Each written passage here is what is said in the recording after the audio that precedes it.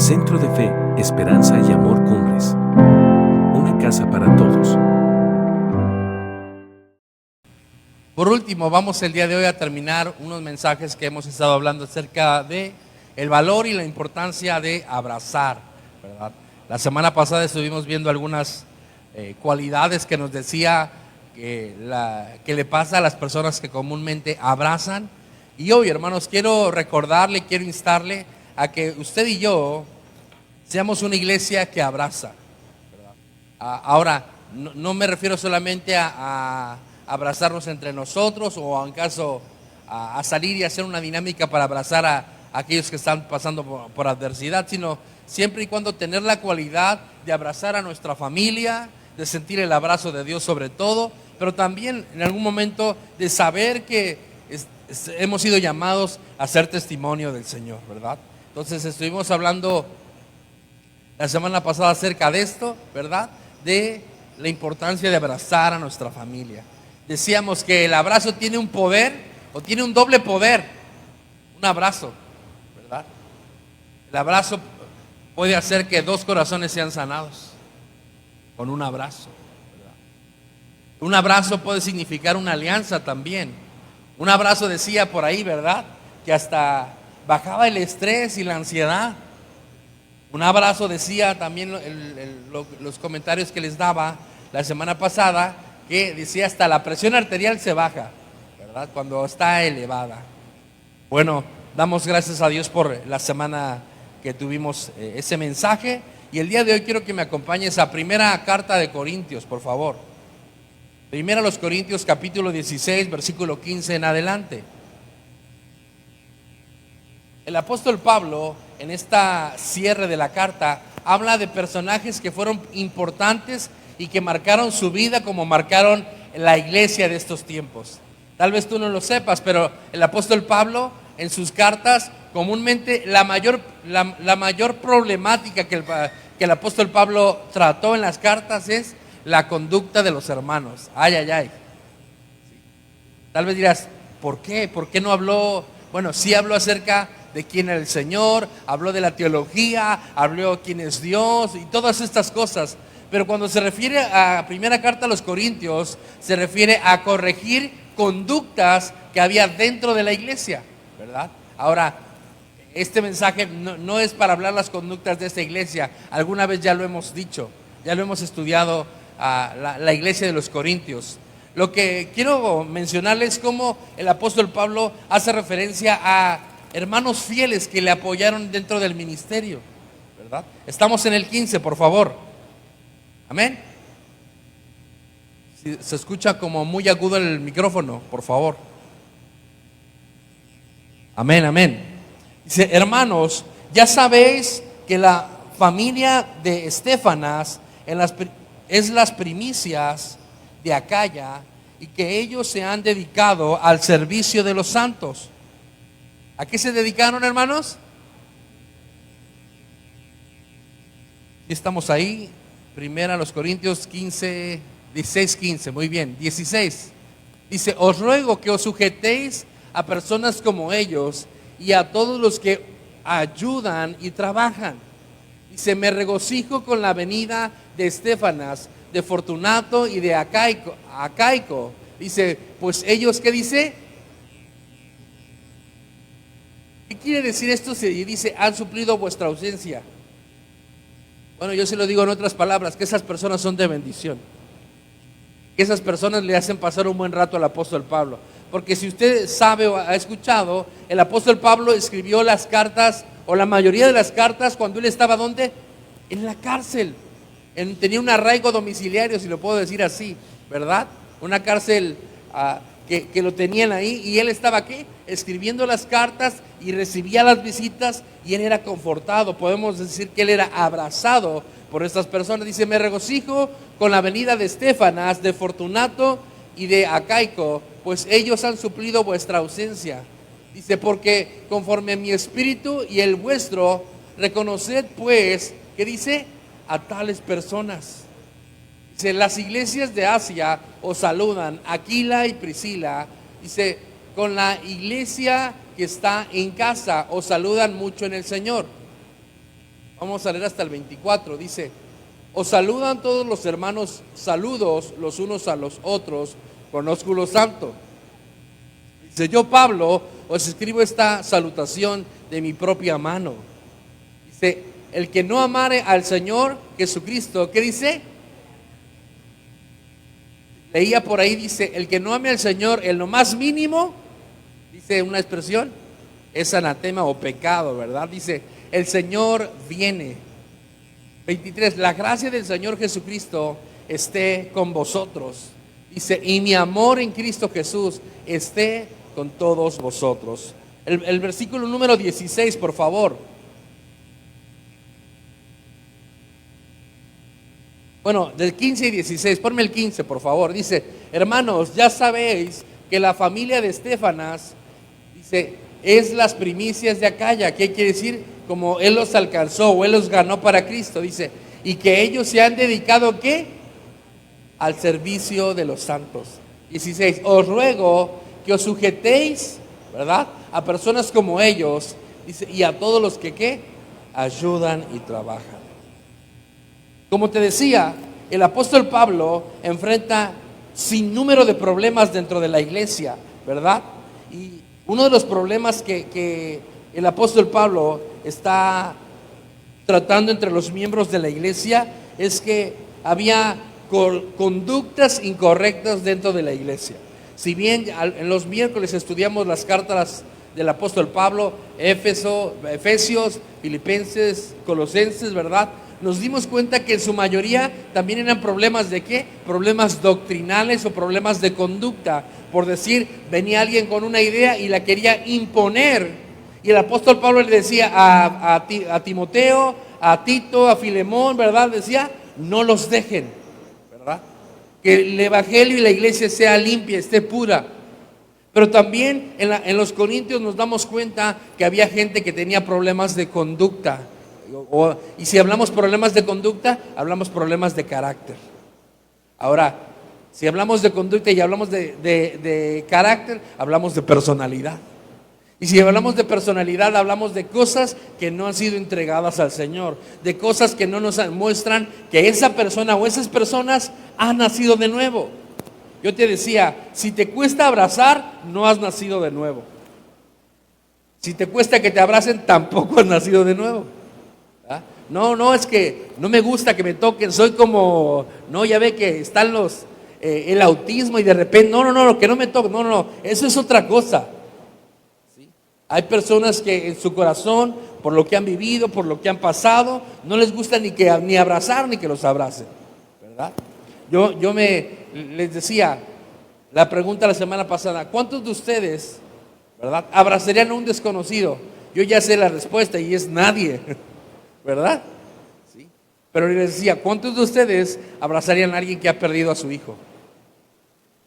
¿Cuántos de ustedes abrazarían a alguien que tuvo un accidente? ¿Cuántos de ustedes abrazarían a alguien que ha perdido a un ser querido o ha pasado por una crisis? La respuesta yo ya la sé, todos, quiero pensar, ¿verdad? Ahora, obviamente la diferencia, el decir un desconocido nos pone las antenitas alerta, ¿verdad? Es decir, ¿quién será esta persona? ¿Quién será? Pero no necesariamente tiene que ser así. Obviamente no estoy diciendo que abracemos a cualquiera, no. Lo que estoy diciendo es que tengamos la capacidad de entender y discernir en qué momento necesitan la gente un abrazo. Ahora, no me voy a esperar a que pase la crisis para abrazar, no es necesario. Pero tan solo el abrazo de fin de año, a algunos les gusta darlo, a algunos no. Algunos le rehuyen, ¿verdad? Ay, no, que no me abracen. No, es que hoy no me hacía, ¿verdad? No me bañé, no, que no me abracen, no lo sé, ¿verdad? Pero, hermanos, les decía, uno tiene que discernir y entender. Yo creo, hermanos, que a los hijos en la edad de la infancia, uno los tiene que abrazar mucho. En la edad de la adolescencia también los tiene que abrazar.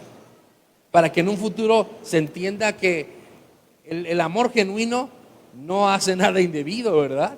Sino que solamente un abrazo sincero.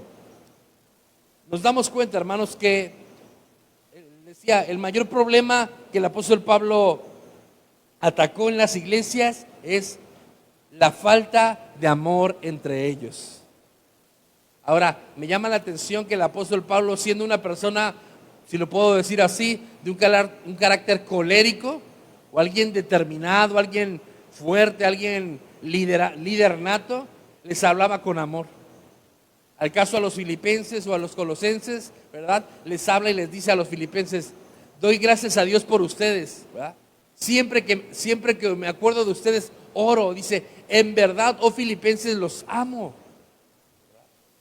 Ahora nos damos cuenta que la problemática que vivió el apóstol Pablo dentro de las iglesias no es de ese tiempo, es aún de este tiempo. El amor entre hermanos, el amor entre la iglesia, ¿verdad? Muchas veces, hermanos, aún dentro de las iglesias, ¿verdad? Se juzga por la apariencia, se juzga por el estado económico, se juzga por si es espiritual o no es espiritual, se juzga porque si es casado o no es casado, por muchas cosas. Y en algún momento aún hasta los jóvenes, ¿verdad? Pasa esto, es que si es de mi grupo, si no es de mi grupo, ¿verdad? Algunos jóvenes quieren ser territoriales, ¿verdad? Este es mi territorio y estos son los míos. Pero sepamos esto, el Señor no nos llamó a eso.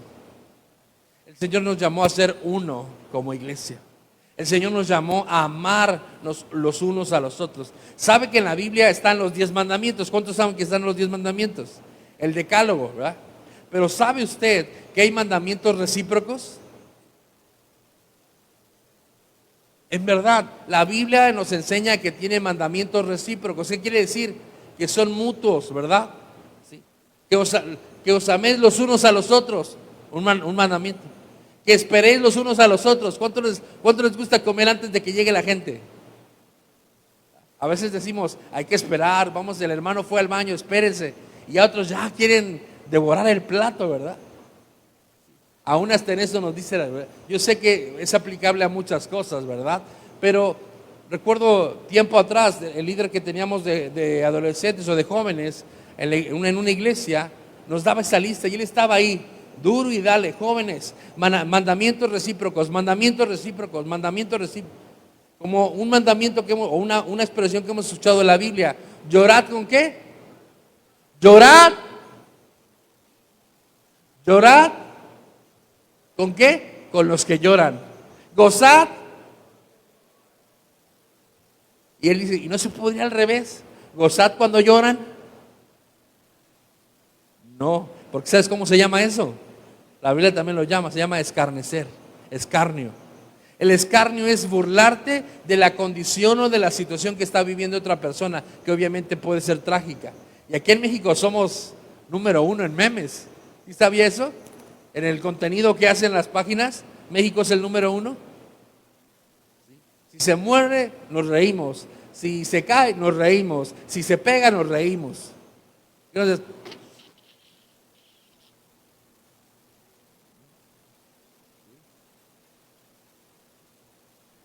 creo que, no quiero sonar extremista, pero debemos de entender que el Evangelio viene a enseñarnos a amar al prójimo.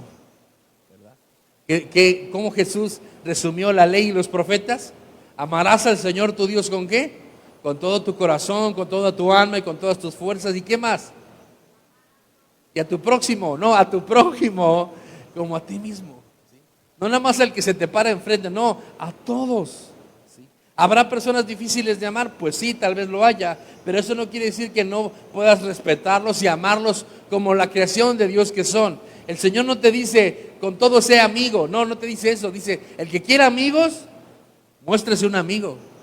El que quiera gente que sea buena onda con él, primero muéstrese buena onda, ¿verdad? Amén. Entonces, hermanos, leemos este pasaje y nos dice, el versículo 15, hermanos, dice al final, las primicias de Acaya, ellos se han dedicado, ¿qué? Al servicio de los santos. Si el apóstol Pablo menciona a ciertos personajes al final de sus cartas, es porque marcaron un antecedente. Ahora, quiere decir que o lo marcaron para bien o para mal. ¿Sabe que el apóstol Pablo también menciona a 2 personajes que hicieron lo malo? ¿Quién será? Himeneo y Alejandro. ¿Qué dice? A ellos, ¿qué les dijo el apóstol Pablo? Los entrego a Satanás. Así dice. Himeneo y Alejandro, que se han opuesto al evangelio, que se han opuesto a la iglesia, los entregamos a Satanás. Para que ellos, dice, para que ellos vean y aún en eso tal vez ellos comprendan, ¿verdad? Sí. Pero, hermanos, no estamos hablando de los que hicieron lo malo, estamos hablando de aquellos que dedicaron su vida a servir a otros. Como te digo, el apóstol Pablo, ¿verdad? Tiene esas dificultades en la iglesia, ¿verdad? Por falta de amor. Ellos se dividían en facciones, ¿verdad? Por la falta de menosprecio a la autoridad del apóstol Pablo. Porque dice, sujétense a las autoridades, sujétense a ellos, a estas personas que habla acerca de Estéfanas, ¿verdad? Sí, y de Acaya. Aún en algún momento hemos mencionado a Aquila y a Priscila, ¿verdad? Dice, por la falta de amor menospreciaban la autoridad de Pablo. Por la falta de amor actuaban como niños inmaduros, ¿verdad? ¿Sí ha leído 1 Corintios 13? ¿Cuántos lo han leído 1 Corintios 13? Entonces no hay aquí enamorados. Porque 1 Corintios 13 habla acerca de la preeminencia del amor, hermanos. ¿No dice? Si no tengo amor, todo lo que hago vengo a ser como un fierro que suena. ¿Sí? El amor es sufrido, el amor no hace nada indebido. Cuando yo era niño hablaba como niño, pero ahora, ¿verdad? Entonces nos damos cuenta, dice, la falta de amor actuaba como niños inmaduros, se peleaban en los tribunales, ¿verdad? Se demandaban, ¿verdad? Se peleaban en los tribunales. Su falta de amor los llevaba a usar incorrectamente sus dones. Nos habla también que en la iglesia de los Corintios, ¿qué hacía? Hablaban como locos las lenguas, profetizaban como locos, ¿verdad?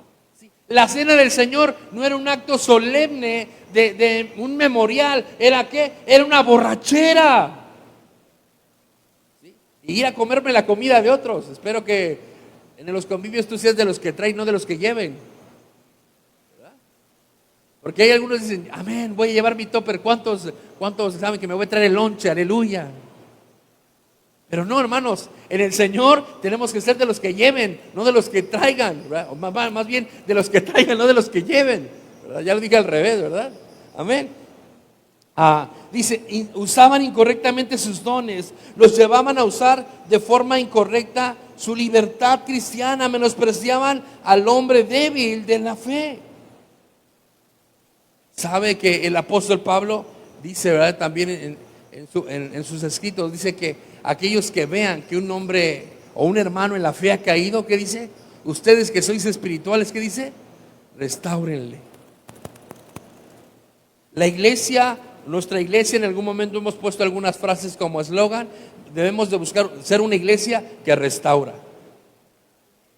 Y restaura significa volver al origen, ¿sí? Ahora, habrá cosas en la vida de la gente que no sea fácil restaurar, ¿sí?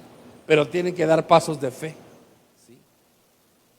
Nosotros como iglesia queremos ser una iglesia que restaure, que reconstruya, que levante, que esté dispuesto a caminar la segunda milla, que esté dispuesto, si nos piden la túnica, darlo, ¿verdad? O el abrigo, darlo, ¿sí? Pero si somos una iglesia que se quiere llenar en activismo, si somos una iglesia que se quiere llevar ¿verdad? En posiciones de yo estoy aquí, yo estoy allá, ¿verdad? Yo comí con el pastor, yo hoy no comí, no, hermanos, creo que usted nos conoce a mi esposa y a mí, que a nosotros nos gusta convivir con todos, ¿verdad? Comer con todos, ¿verdad? Disfrutar con todos.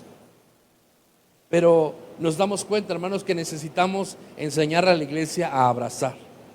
Así como en algún momento yo le dije, mi esposa a mí me enseñó que en muchas ocasiones yo como pastor les tengo que dar un abrazo a los varones. Digo, yo le decía, yo abrazarlos. Me querían salir las manos como tiranosaurio rex, no quería estirarlas, ¿verdad? Abrazar. No lo necesito, en mi carne y mi conciencia no lo necesitan, ellos están bien. Pero cuando yo fui aprendiendo y los años de pastor, entendiendo las cosas, fui entendiendo que sí es necesario, ¿sí? Que en ocasiones hay personas que necesitan un abrazo antes de que les digas qué hacer en su vida o un consejo que es bueno, necesitan un abrazo. ¿Sí?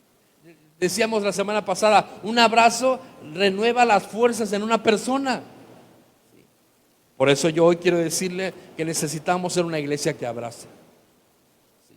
Podemos hablar de las faltas o de las cosas que no son buenas que a veces hay dentro de la iglesia. El chisme, la crítica, la contienda, el pleito, los malos entendidos, ¿verdad? La murmuración, ¿sí? La desobediencia, la falta de honra a la autoridad y todas esas cosas, ¿sí? Pero si tú que ya tienes algo de camino en el Señor, sigues con eso, quiero decirte que no es el camino correcto que estás llevando. ¿Sí? El camino correcto que tú y yo debemos de llevar es el camino de honrar a la autoridad. El camino que tenemos que llevar es de honrar y guardar nuestro testimonio. Imagínate, ¿sí? ¿Cuántas cosas no se mueven en las iglesias, en los grupos? ¿Por qué? Porque la iglesia es imperfecta. No hay una iglesia perfecta, pero una cosa es que sea imperfecta y otra que yo no estoy dispuesto a cambiar. Mucha gente dice, no, es que en la iglesia esto y el otro, y hablan aquí y hablan allá. Bueno, yo quiero decirte que esta iglesia es una iglesia de personas imperfectas creyendo en un Dios perfecto, ¿sí? Pero no es justificación para no ser mejor día con día. No es justificación para dejar las cosas atrás. No es justificación para no reconocer que tú y yo necesitamos nacer de nuevo o ya nacimos de nuevo. Les decía la semana pasada, ¿cuánta gente no dice con su preferencia, es que yo nací así, es que yo esto, es que yo lo otro? A menos que haya sido... no sé si has escuchado esta palabra, a menos que hayas nacido hermafrodita, ¿verdad? Lo entenderé, ¿verdad? Y se verá algo. Pero mientras eso, bueno, vamos a entender que naciste así. Bueno, la Biblia dice que es necesario nacer de nuevo, ¿sí? Del agua y del espíritu, del entendimiento y en la fe, que reconozcas que el Señor es tu Dios. Hermanos, una iglesia que ama está dispuesta a evangelizar. Hicimos el llamado al evangelismo de invasión, pocos vinieron por lo que no pudieron, porque no quisieron, porque se les dio la gana. ¿Sí? Hermanos, ese es nuestro llamado. ¿Sí? Yo entiendo que hay gente que tiene trabajo en esos días, yo lo entiendo, no necesitan justificarse ante mí, ¿verdad? ¿Sí? Pero que quede en los corazones de los que no vinieron y podían, ¿verdad? Si no podían, yo lo entiendo. No, pastor, es que usted supiera que ir a la iglesia me cuesta ir y me cuesta. Bueno, a todos lados cuesta. ¿Sí? Y yo creo que en ocasiones podemos gastar más en otras cosas que en venir a la iglesia. ¿Sí? Pero le repito, ¿estamos dispuestos? Otro pasaje de la Biblia que me gusta mucho y que quiero hablarles es segunda a los Corintios, capítulo 1, por favor.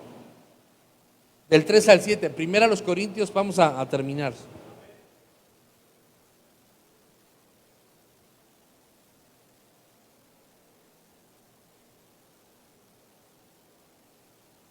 Fíjense, las cualidades que tenían lo que leímos anteriormente eran personas que, ¿qué?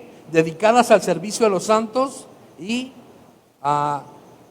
dice el 16, os ruego que os sujetéis. Eran personas de autoridad, ¿sí? Lo tercero, eran personas que ¿qué? Que ayudaban y trabajaban en la obra del Señor. Ahora, yo quiero decirte algo. ¿Cuántos creen que Dios ha hecho algo en ustedes? ¿O cuántos saben que Dios ha hecho algo en ustedes? Yo quiero decirte, ¿para qué crees que Dios ha hecho algo en ti?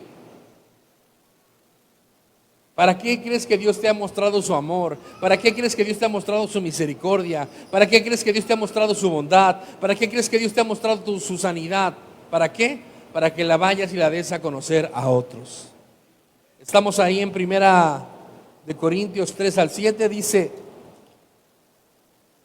bendito sea el Dios y Padre de nuestro Señor Jesucristo, Padre de misericordia y Dios de toda consolación. Consolación, dice, el cual nos consuela en todas nuestras tribulaciones, para que podamos también nosotros consolar a los que están en cualquier tribulación por medio de la consolación con que nosotros somos consolados por Dios. Dice, porque de la manera que abundan en nosotros las aflicciones en Cristo, así abunda también, ¿qué? Dice, Por Él mismo Cristo, ¿nuestra qué? Nuestra consolación. Pero si somos atribulados es para nuestra consolación y salvación, o si somos consolados es para vuestra consolación y salvación, la cual se opera en el sufrir de las mismas aflicciones que nosotros también padecemos. Dice 7, y nuestra esperanza respecto de vosotros firme, pues sabemos que así como sois compañeros en las aflicciones, también lo sois. ¿Qué dice? Entonces, ¿qué nos dice este pasaje, verdad? Que las situaciones que tú y yo vivimos son ¿para qué? Para conocer el consuelo de Dios. Definamos la palabra consuelo. La palabra consuelo se puede traducir como la palabra o el verbo consolar tiene que ver con exhortar, animar, ¿verdad? Dice exhortar, animar. Aquí tengo la otra. Exhortar, animar y estoy buscándola. Animar, exhortar o ungir, dice ahí una expresión cuando hablamos de consolar, ¿verdad? Cuando hablamos de consuelo es, ¿verdad? Lo que puede dar. Cuando hablamos de consolar es la acción. ¿Sí? Y quiero, hermano, que tú y yo, el Señor nos ha llamado a ser personas que consuelen a otros. Ahora, consolar no solamente se trata de cuando alguien está pasando algo difícil. Consolar significa sacarlos de este mundo perverso y llevarlos a los pies de Cristo.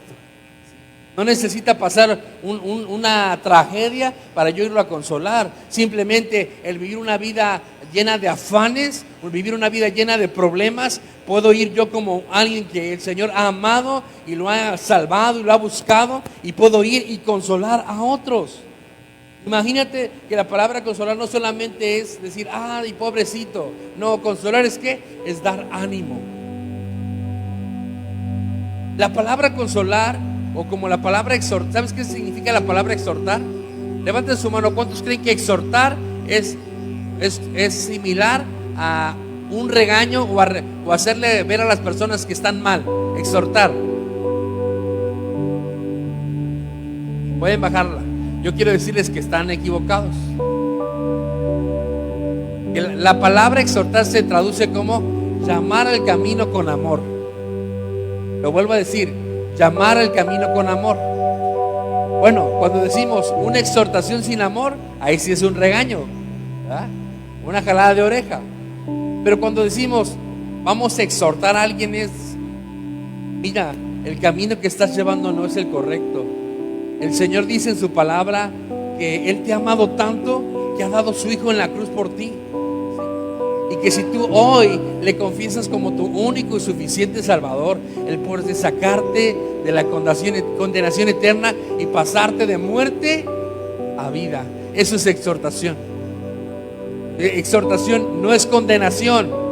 Si no vas a la iglesia, te vas a perder en las llamas del infierno. Eso es condenación.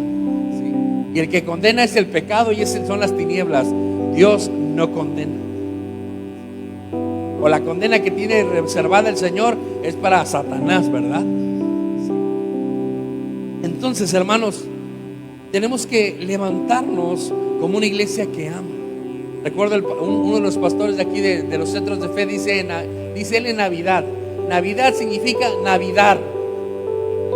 Y no meramente lo hace por un bien personal, sino lo hace ¿por qué? Porque toma su iglesia y va a una colonia y dan un chili dog, dan un juguete, dan una cena, dan un pan con café. Su iglesia está en la calle, no sé si sigue llamándose así, Chapultepec, ¿verdad? Ahí en la colonia Buenos Aires. Por ahí obviamente hay mucha necesidad. En todo lugar hay necesidad, pero yo quiero llamarte a ser sensible a la necesidad de otros antes que a la tuya. Mientras yo ponga mi necesidad antes que los demás, yo nunca voy a poder ver la mano de Dios manifestada en otras personas, porque siempre voy a sentir que me falta a mí, que yo soy esto, que yo soy el otro. Si me vieran a mí me falta. Si viera el pastor, que yo. No se trata de ti, se trata de Él en ti, ¿verdad? Dios puede hacerte prosperar. ¿Cuánto se necesitará para compartir el amor del Señor? Hablando económicamente, ¿cuánto se ocupará? No se ocupa nada. Y fíjate, hay hombres alrededor del mundo que pagan el precio. Hablando de que van a comunidades muy alejadas, o hablando de personas que tienen, gracias a Dios, una gran bendición y rentan los espacios. Lo que se ha hecho en la arena de Billy Graham, ¿alguien lo pagó? ¿Quién lo pagó? ¿Alguien de aquí lo pagó? Pero nos pague el terreno, ¿verdad? Alguien vino y ¿qué? Y puso ¿por qué? Porque sabe, y obviamente Dios es el que provee todo, pero porque sabe el valor de un alma. Yo te pregunto, ¿sabes cuánto vale un alma?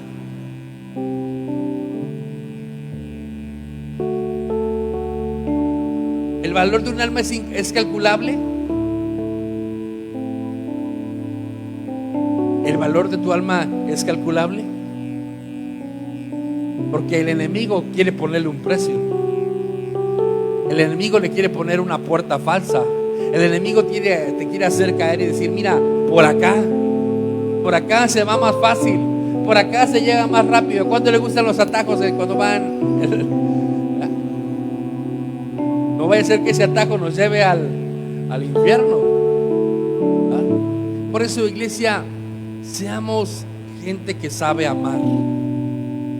Una iglesia que ama, una iglesia que sirve, una iglesia que ayuda, una iglesia que restaura. La iglesia, a veces hemos escuchado esto, la iglesia es una organización o un organismo. Una organización o un organismo. ¿Es una organización o un organismo? ¿Por qué un organismo? Aparte de eso, porque debe tener vida. Los microorganismos, ¿qué hacen? Tienen vida. Las células tienen vida, ¿verdad? Y lo que está muerto ya no es un microorganismo, está muerto. ¿Sí? Ahora, sí tenemos que estar organizados, eso está bien. Pero la organización no lo es todo, porque puede haber muchos puestos de yo soy fulanito de acá, yo soy el superintendente de acá, qué bueno que hay esas personas en autoridad, pero no lo es todo si ellos no son parte del organismo. Yo quiero decirte, iglesia, que Centro de Fe, Esperanza y Amor Cumbres sea un organismo, algo vivo, dispuestos a amar al prójimo, dispuestos a ayudar, dispuestos a abrazar. Ve ejemplos aún de ministerios que aman a los, decía, tenemos en centros de fe, hay un centro de fe en Ciénega de Flores que tiene una casa de personas, no sé si sea la palabra correcta la que voy a mencionar, espero no faltarles al respeto a las personas que están allá, pero personas desvalidas, que nadie los tiene, los quiere y los tiene. La pastora Conchita sale en su carro y ve a gente que está en la calle de todas las edades, comúnmente adultos mayores, los recogen, los llevan ahí a Ciénega de Flores y los bañan, y los visten y les dan de comer.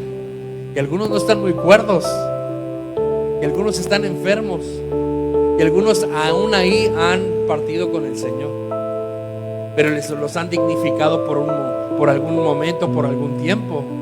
Yo le pregunto, ¿cuántos de aquí están dispuestos a ir a ese lugar? Tiene que estar dispuesto, porque ahí verdaderamente va a sacar lo mejor de usted, o también lo otro. Porque vamos a agendar una fecha y vamos a ir como iglesia. Así que hay que llevar cloro, hay que llevar escobas, hay que llevar mucho jabón, hay que llevar un alimento para ahí, para que coman los. Yo recuerdo que íbamos ahí a trabajar cuando yo trabajé en el Carmen, y les dábamos ya 2 chili dog a todos, ¿verdad? De bolillo, grandes. Luego nos daban a nosotros y nos parábamos por la coca y de repente desaparecía mi chili dog. Por arte de magia, no, las personas que estaban ahí lo agarraban. Y no porque no los alimenten, sino porque es muy grande su necesidad. Están aún, en algunos de ellos todavía están cautivos Y a través de la pastora Conchita, de su esposo, fíjense, ellos tienen panaderías para sostener a la iglesia y sostener este lugar. Entonces, ¿cuántos nos van a acompañar a ese lugar? Te repito, todos necesitamos algún día una dosis de realidad. ¿Para qué? Para reconocer qué tan bendecido estás. Es que si yo estuviera como fulanito, si yo viviera arriba de Lincoln, si yo viviera arriba de Leones, otra cosa. No se trata de eso, porque también las personas que están allá se quieren aventar de allá para acá. También hace tiempo una joven que se extravió, que iba por una universidad de allá arriba y todos buscándole. ¿Qué pasó? Tristemente se dejó gobernar por lo que había en su cabeza y terminó con su vida por allá arriba. Entonces, yo quiero que te pongas de pie, por favor. Ponte de pie. Y quiero que en un minuto, por favor, 60 segundos, quiero que reconozcas qué tan bendecido eres. Cierra tus ojos. Cierra tus ojos, por favor.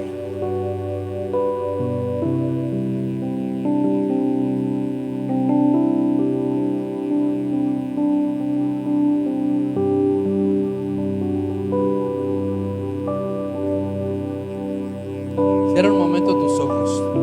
Por un minuto, reconoce cuánta bendición hay en ti. Tienes a tu familia, tienes salud, tienes un techo donde dormir, tienes ropa que vestir, ropa que estrenar, tienes calzado que ponerte, hasta 3-4 pares tienes por ahí. Tienes comida en tu refri.